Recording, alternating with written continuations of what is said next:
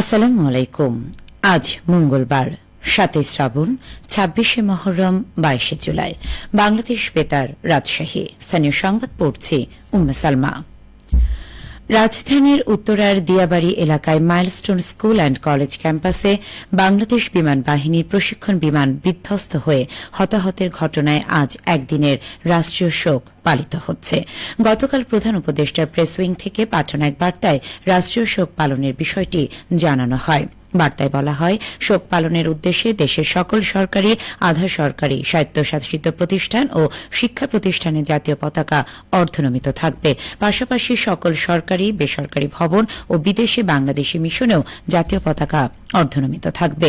এছাড়া আহত ও নিহতদের জন্য দেশের সকল ধর্মীয় উপাসনালয়ে বিশেষ প্রার্থনার আয়োজন করা হয়েছে।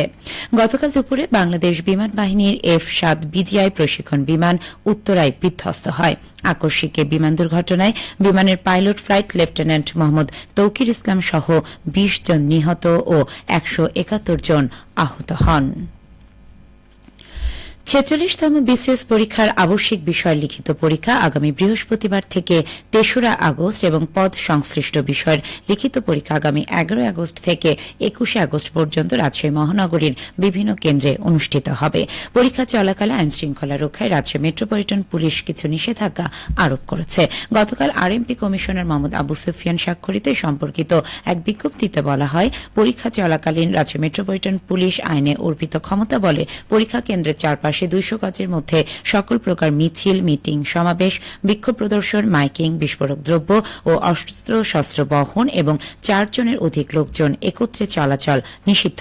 বিজ্ঞপ্তিতে বলা হয়, পরীক্ষা গ্রহণের দিনগুলোতে পরীক্ষা গ্রহণ শেষ না হওয়া পর্যন্ত পরীক্ষা কেন্দ্র কিংবা ভেন্যুর নিকটবর্তী ফটোকপির দোকানসমূহ বন্ধ রাখতে হবে।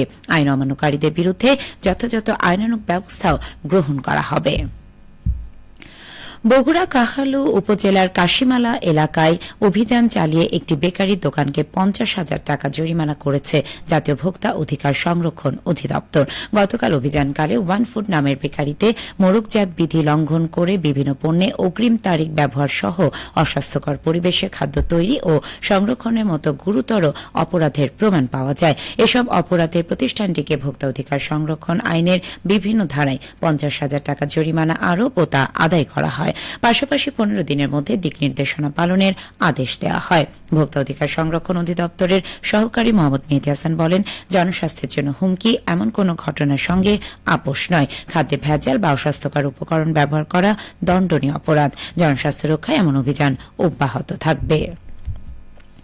সিরাজগঞ্জ টেক্সটাইল ইঞ্জিনিয়ারিং ইনস্টিটিউটের প্রথম ব্যাচের শিক্ষার্থীদের বিদায় সংবর্ধনা অনুষ্ঠিত হয়েছে।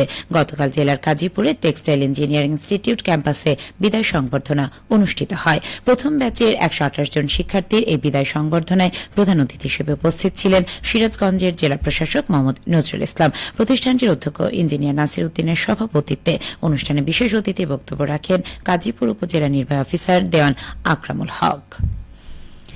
নাটোরের বড়াই গ্রামে ২০২২ ও ২০২৩ সালের এসএসসি, এইচএসসি এবং সমমানের পরীক্ষায় সর্বোচ্চ মেধাক্রম অনুসারে ৩৮ জন কৃতী শিক্ষার্থীকে পুরস্কার হিসেবে ক্রেস্ট, সনদ ও নগদ অর্থ প্রদান করা হয়েছে।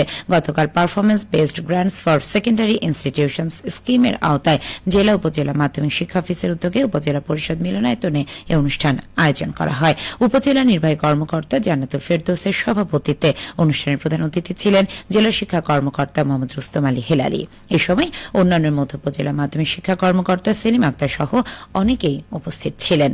অনুষ্ঠানে এসএসসির ১৯ জন কৃতী শিক্ষার্থীকে ১০,০০০ ও এইচএসসির ১৯ জনকে ২৫,০০০ করে টাকা প্রদান করা হয়। খেলার খবর, ফুটবল। খেলাধুলায় বাড়বে বল, মাদক ছেড়ে খেলতে চল, এই প্রতিপাদ্যকে সামনে রেখে রাজশাহীতে জেলা প্রশাসক গোল্ড কাপ ফুটবল টুর্নামেন্টের ফাইনাল খেলা অনুষ্ঠিত হয়েছে।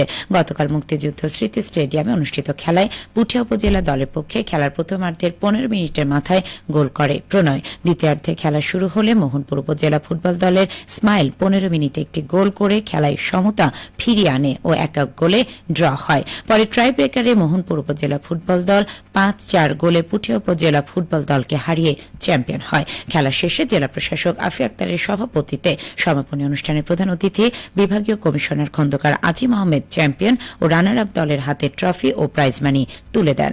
অনুষ্ঠানে রাজশাহী রেঞ্জের ডিআইজি মোহাম্মদ শাহজাহান ও পুলিশ কমিশনার মোহাম্মদ আবু সুফিয়ান বিশেষ অতিথি হিসেবে উপস্থিত ছিলেন। সবশেষে আবহাওয়া। আজ সকাল 6টায় রাজশাহীতে তাপমাত্রা ছিল 27.4 ডিগ্রি সেলসিয়াস। এই সময় বাতাসে আর্দ্রতার পরিমাণ ছিল 96%। রাজশাহী ও পার্শ্ববর্তী এলাকায় আজ সূর্যোদয় হয়েছে ভোর 5টা 28 এবং সূর্যাস্ত সন্ধে 6টা 54। সংবাদ শেষ হলো। আমাদের পরবর্তী স্থানীয় সংবাদ দুপুর 12টা 10।